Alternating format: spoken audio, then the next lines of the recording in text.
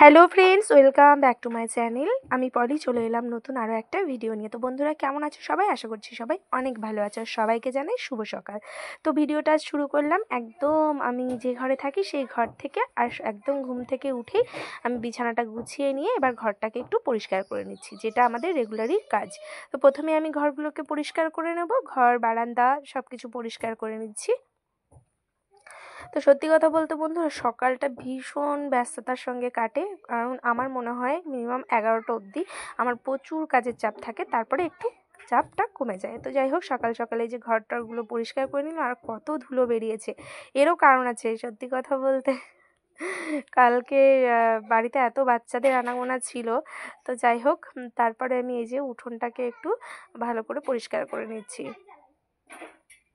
সত্যি কথা বলতে বাড়িতে কোনো একটা কাজ হলো না, ছোট হোক বড় হোক, তারপরের দিন কিন্তু একদম বাড়িঘর অন্যরকম হয়ে যায়। তো যাই হোক, আমি একটু গুছিয়ে নিচ্ছি আর সেটাই তোমাদের সঙ্গে শেয়ার করলাম। তো ঝাড় দিয়ে নেওয়ার পরে আমি আমাদের দরজায়, বাড়ির আসল দরজায় একটু জল দিয়ে নিলাম, যেটা আমাদের প্রতিদিনই আমি দিয়ে নিই।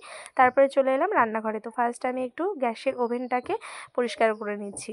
আর আমাদের বাড়িতে বৃহস্পতিবার শনিবার এই দুটো দিন হচ্ছে একদম সব কিছু ধুয়ে মুছে লেপে পুছে সব যা যা থাকে সব গুছিয়ে নিয়ে, কিন্তু নিরামিষ যেহেতু আমাদের হয় দুদিন রান্না। তো যাই হোক, আমি সব পরিষ্কার করে নিচ্ছি। এবার যে মিট কিচটার মধ্যে আমাদের খাবার রাখা হয়, তো সেটাকেও আমি একবার ভালো করে ধুয়ে পরিষ্কার করে নিচ্ছি।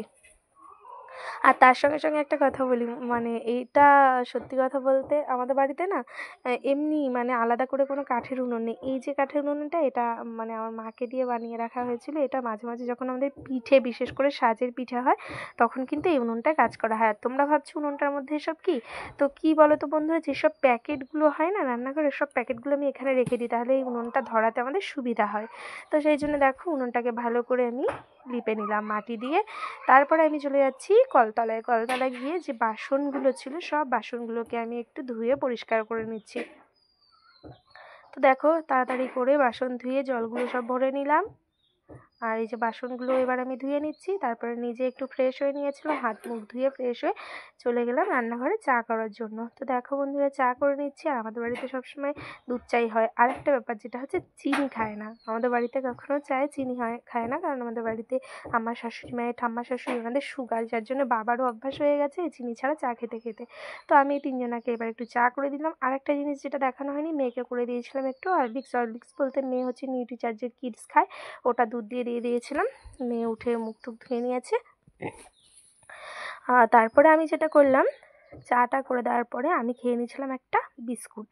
তো যাই হোক, এত কিছু আর দেখানো হলো না বন্ধুরা, তাই মুখেই একটু বলে দিলাম। এবার সবাইকে আমি চাটা দিয়ে দেবো, তারপরে আমি চলে যাবো সোজা ঘরে, কারণ মেয়েকে পড়তে বসাতে হবে। তো যাই হোক, রাতে হাতের কাজগুলো করিয়ে নিয়েছিলাম, আর এখন সকালবেলাতে এই যে মেয়ের স্কুলের পড়াগুলো রেডি করে নিচ্ছি। তো স্কুলে পড়া রেডি করে দেওয়ার পর আবার আমাকে রান্নাবান্না সেরে নিতে হবে, স্কুলে টিফিন করে দিতে হবে, কারণ স্কুলে যাওয়ার সময় হয়ে যাবে। তো দেখো বন্ধুরা, ফাইনালি কিন্তু আমি পড়াতে বসে পড়েছি, আর পড়ানোও প্রায় হয়ে এসছে। এবার পড়ানোর পরে আমি চলে যাচ্ছি রান্নাঘরে। তো যাই হোক বন্ধুরা, কথাগুলো হয়তো একটু আগে পরে হয়ে গেছে, তোমরা একটু কষ্ট করে দেখে নিও প্লিজ। আর যেসব বন্ধুরা সবসময় আমার ভিডিও দেখে আমায় এত এত ভালোবাসা দিচ্ছ, তোমাদের জানাই অনেক অনেক অনেক ধন্যবাদ।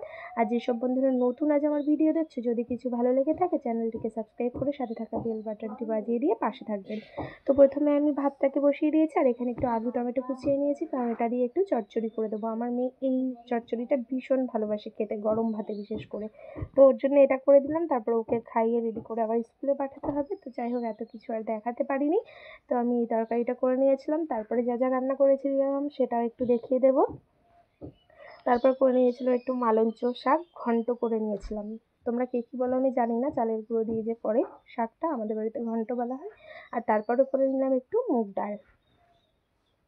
তো সব কিছু রান্নাবান্না একটু তাড়াতাড়ি করেছিলাম, কারণ বিকেলে আবার এক জায়গায় যেতে হবে।